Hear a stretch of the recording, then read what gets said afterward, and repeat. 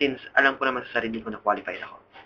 Oh, that's good. My next question, you could answer it or you could not. If you don't want to answer it, then Go ahead. okay. Describe your best and worst boss. Okay, my best and worst boss. Hirap yun well, as of the moment, yung boss ko, masasabi ko na siya yung pinaka-best. Although wala akong ibang mapagkumparan. Kasi yung boss ko ngayon, ginaguide ka niya. Ginaguide ka niya, in a way kung ano yung mga dapat mong malaman. Okay? And also, my boss right now is really cool. Hindi siya ganun ka-strict. Understanding. Hindi naman siya ganun kaluwang. Pero ipaparealize niya sa'yo kung ano yung mga responsibilities mo. Kung ano yung mga dapat mong gawin. And he has that kind of attitude,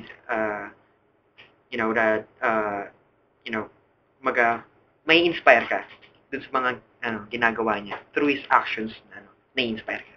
Yeah. Mukhang nakakaingit yun. Sana yung boss ko ganun din. Okay. Anyway, meron naman differences yung mga boss natin. Kanya-kanyang strength and weaknesses. Oo nga. Okay. About sa'yo, ano yung mga tingin mo major strength and weaknesses mo? Well, strength, or let's start with weakness. My weakness, siguro in terms of work, sometimes, tinatamad ako, parang gano'n. Kunyari, there's a day na parang wala kang gana pumasok. Ako nararanasan ko yun. May mga araw na tinatamad kang mag-work. Ganon. Weakness ko yun in such a way na dapat kasi kapag nag-work ka, yung bawat araw na pinapasok mo is yung compensated ng sahod mo. So, dapat hindi ka tamarin. Diba? Strength. My strength would possibly be siguro yung pagiging dynamic. Dynamic in such a way na lagi ako naghahanap ng growth. Gusto ko may mga new challenges na kinakaharap ko, kumbaga. Ayun. That's good. Next naman ang question ko. Give me an example of a problem you encountered in school or work and explain to me how did you solve it. Pang-interview level yung question na yan, parang job interview lang, Oo nga. Ano ba? Kung natatandaan ko pa yung sinagot ko ng job interview ko dito.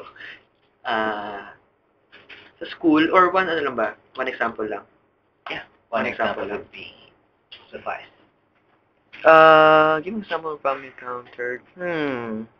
Teka lang, ang dami kasi The first thing that came up to your mind na lang. Siguro yung pinaka hindi ko makakalimutan is yung sa school na lang.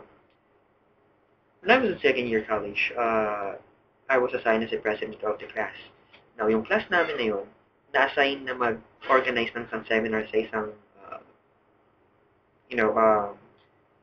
squatters area. Okay. Ngayon, yung seminar na yun, since ako yung president, handle ko lahat. Ako yung nag-organize ng departments kung ano yung mga hahawak or ano mga gagawin ng mga schoolmates ko. Ngayon, ang naging problem doon is actually marami. Marami ko naging problem doon. Una, yung organization. Kung paano namin i-implement yung program namin in such a way na magiging interested yung mga tao sa squatters. And since I'm a nursing student, sa health yung laki namin. Now, how did I,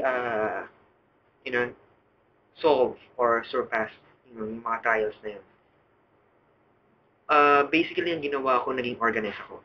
Organize in such a way na plinano ko kung ano yung mga dapat gawin, kung ano yung mga gagawin pa, tapos nagtiwala ko sa mga sa mga ka-team ko na magagawa nila yung mga duties and responsibilities na binigay ko sa kanila.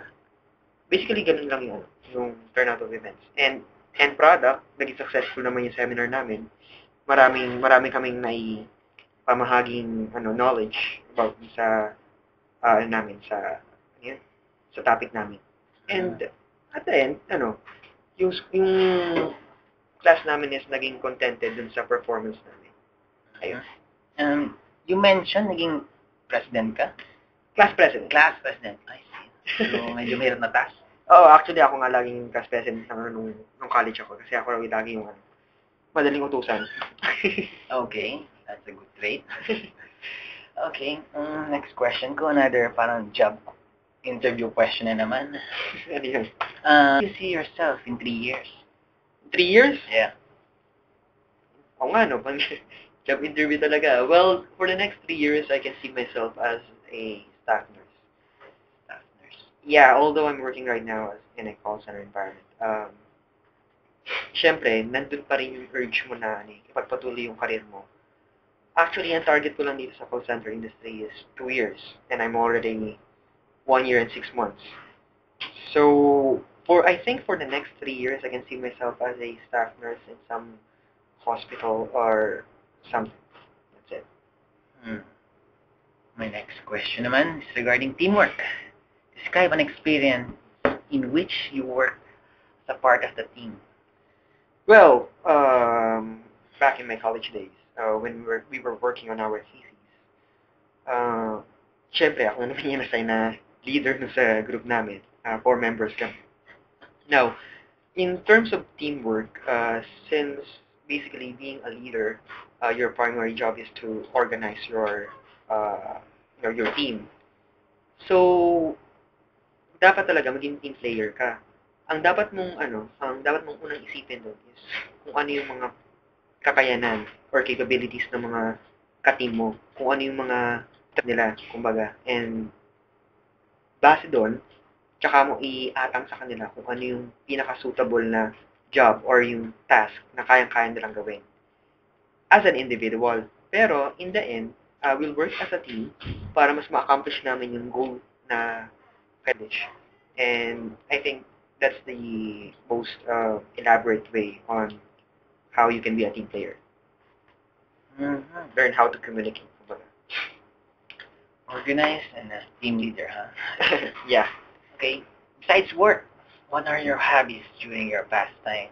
Well, during my pastime, since I'm always at home and lagi lang ako nasa bahay tuwing weekends, basically yung lagi ko lang kaharap ng computer ko. Naglalaro, computer games, mga ganon, nood ng TV, nood ng movies. Yun lang. Minsan naglalaro akong basketball pag may extra time ako sa bahay. Yun lang. You mentioned about computer games. Yeah. So, what you prefer type of games? Type of games, mostly shooting games or real-time tactics. Yun yung mga kadalasan nilalaro ko.